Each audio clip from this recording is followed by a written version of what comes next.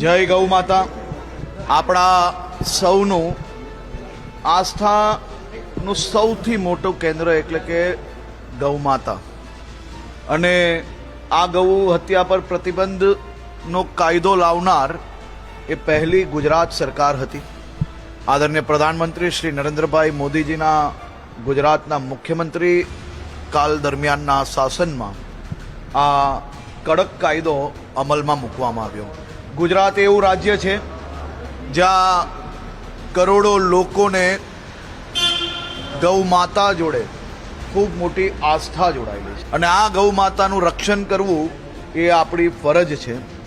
આ ભૂપેન્દ્રભાઈ પટેલની સરકાર એ ગૌ હત્યારાઓને એક પછી એક પકડવાનું જ નહીં, માત્ર આ ગૌ હત્યારાઓને માત્ર એમના કેસ કરીને જામીન પ્રાપ્ત થઈ જાય એટલું જ નહીં, એ કેસ કર્યા પછી ડે ટુ ડે ફોલોઅપ કરીને આવા ગૌ હત્યારાઓને સજા અપાવવામાં સફળતા પ્રાપ્ત કરીએ છીએ. ગુજરાતમાં આ મહિને આ ત્રીજો ચુકાદો છે. કાલે અમદાવાદ કોર્ટ દ્વારા આ ઐતિહાસિક ફેસલો આપવામાં આવ્યો છે અને બે હત્યારાઓને 7 વર્ષની કડક સજા આપવામાં આવી છે.